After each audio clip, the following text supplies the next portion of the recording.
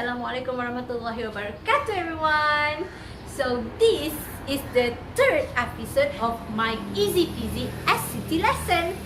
So in this episode, I'm going to show you how to compose a full essay. Okay, the one that you always do in your examination for section C, using the table in the Easy Peasy SCT. Okay, so I hope you can follow my steps and then practice it every day with your friends or do it alone while watching my videos. Okay. So let's have a look. Get your pencil and your paper ready, everyone. Let's go. Tak nak terbang-terbang lagi. In this video, I'll explain to you how to construct a simple essay using the Easy Peasy SCT step by step. I hope you still remember all the 8 sentence patterns that I have taught you in the previous video and the position of word classes in the Easy Peasy SCT. There are 3 types or 3 levels of essay that I'll explain to you later, which are the intermediate level, less proficient level, and very weak level.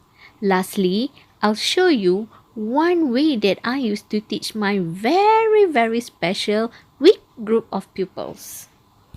Before we move on, for my explanation later, I'll use Big M, Bahasa Melayu, so that it will be easier for the pupils to understand my explanation.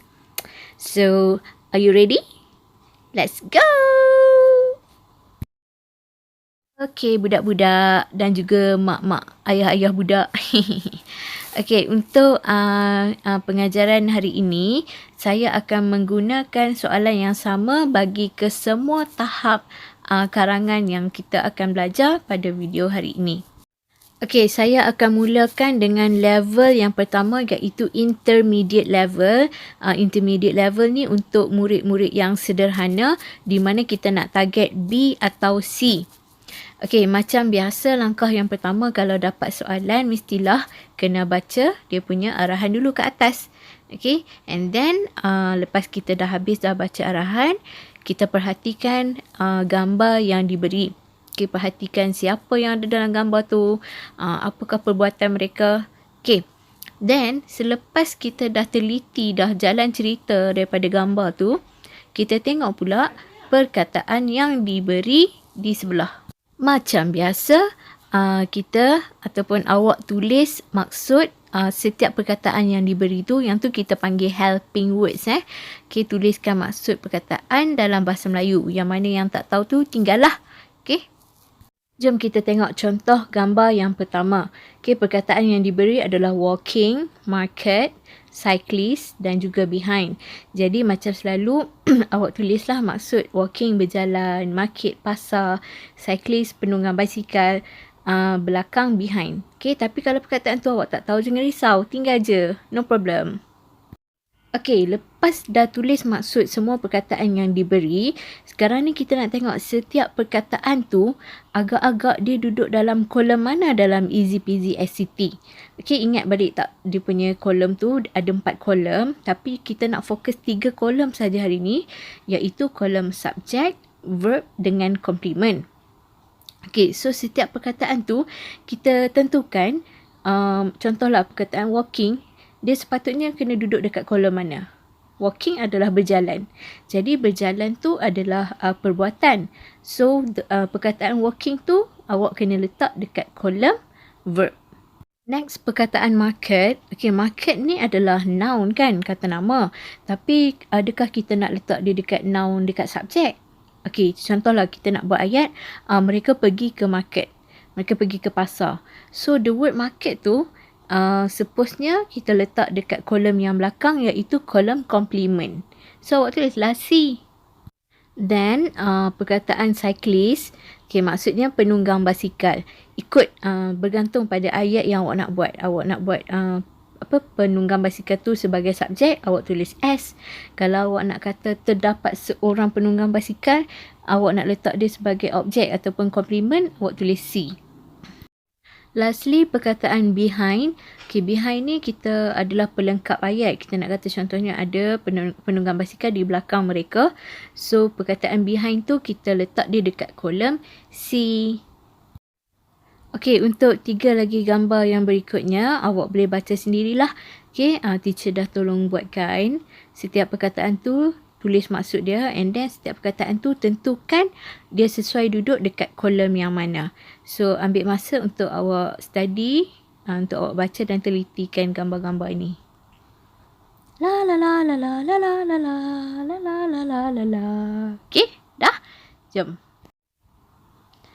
Now, bolehlah kita mula tulis ayat. Okay, ayat yang ada 8 sentence pattern tu kan. Dalam kita punya Easy Peasy ACT. Alamak, kecil sangat lah nak kena pakai teropong. Tak apa. Kita besarkan sikit baru boleh nampak. Okay, kita nak fokus. Okay, kalau tengok dekat Easy Peasy ACT ni, kita fokus on the first 4 columns. 4 kolom yang pertama sahaja. Yang kolom belakang sekali tu adalah teacher tulis dia punya sentence pattern saja. Okay, so kita boleh baca dekat situ. Contohlah, Puan Kiah is my neighbor. Kita pakai ayat SVA.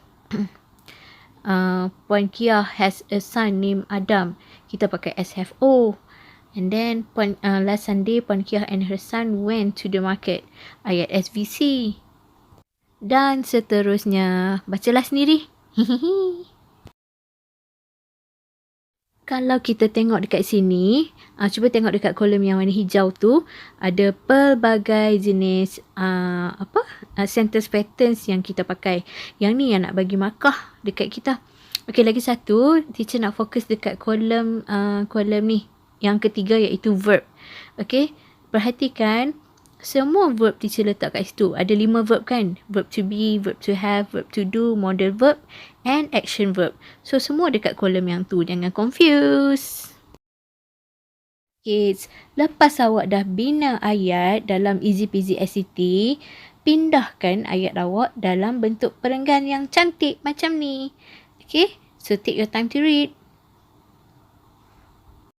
Now kita nak tengok level yang kedua, iaitu level less proficient. Okay, less proficient ni yang masih lagi belum mendapat markah 40 ke atas. Kita baca dekat sini, ayat-ayat dia lebih ringkas dan simple sahaja. Okay, tapi pelbagai. Kalau diperhatikan dekat sini, teacher ada tambah linker macam last Sunday, suddenly, then, and then teacher ada juga gunakan adverb. Contohnya macam loudly. Okay, kemudian daripada SCT tadi tu, bolehlah salin dalam bentuk perenggan. InsyaAllah boleh dapat markah dalam 10 hingga 15 macam tu lah.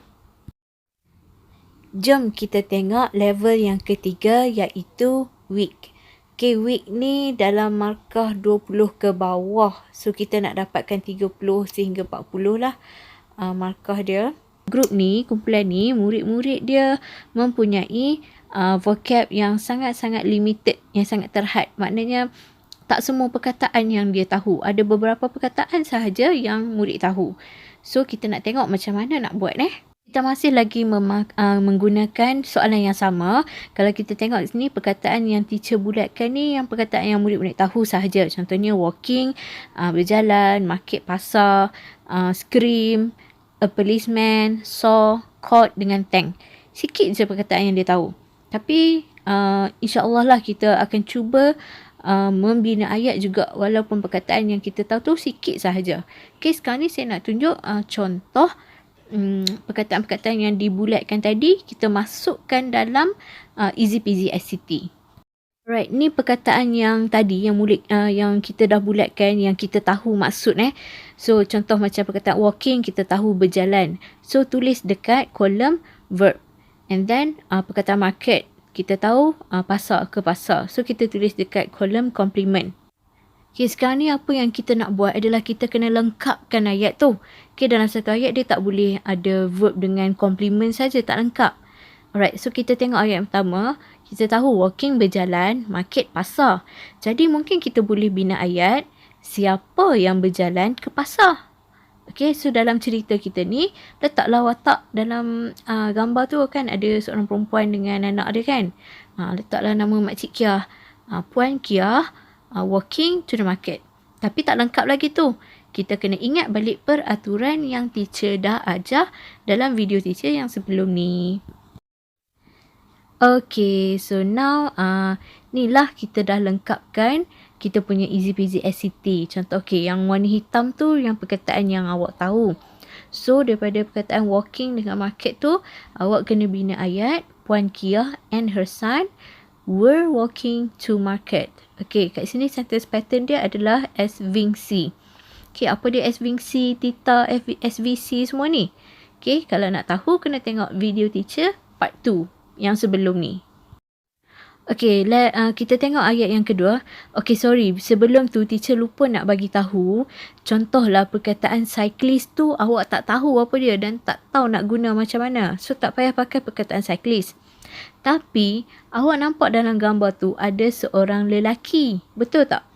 Jadi, boleh pakailah perkataan lelaki walaupun perkataan man tu tak diberi. Tapi, boleh pakai. Contoh ayat yang kedua, awak nak buat ayat, ada seorang lelaki. So, you write down, there was a man. So, sentence patterns untuk ayat yang kedua adalah Tita. Okay, dan yang seterusnya boleh baca sendirilah. Boleh pause video ni sekejap dan awak baca dan telitikan setiap ayat yang teacher bagi. Lepas awak dah berjaya bina ayat dalam Easy Peasy SCT, bolehlah salin semula dalam bentuk perenggan macam contoh yang teacher bagi ni. Okey, kalau lah awak dapat tulis macam ni, insya-Allah boleh dapat markah daripada tak dapat apa-apa langsung. Okey? Alright. Masa awal-awal tadi kan saya ada cakap, saya ada satu lagi cara ataupun teknik yang saya pakai untuk ajar yang murid-murid yang very special. Special ni macam mana? Yang tak tahu apa langsung. Yang tak tulis apa-apa langsung.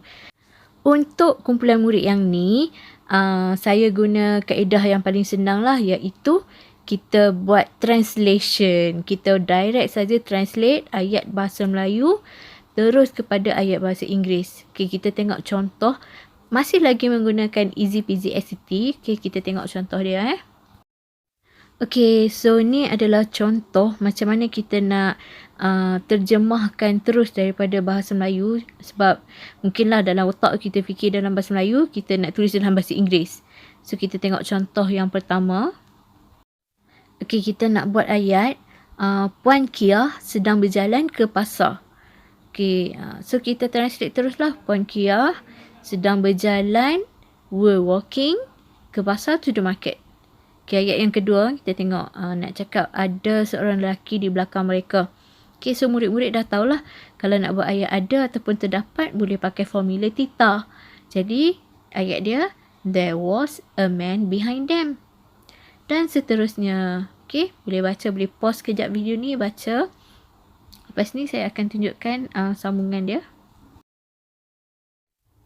Okey, bolehlah ambil masa untuk baca. Yang ini kaedah direct translation, iaitu kita terjemahkan daripada bahasa Melayu terus kepada bahasa Inggeris. Senang kan? So, macam okey tak teknik yang saya ajar tadi? Okay, it's actually if you practice hard and you do it every day, insyaAllah you can write a full but simple essay, but you can get a high mark if you write your sentences correctly and your essay is understandable. Before I go again, please do me a favor, please like all my videos, leave your comment down below and subscribe to my channel, please. And if you like my video, if you think that my video is good, or if you think that my video can help you improve your English, please share my channel to your friends or your family members or your teacher or whoever you think that would love to watch my video.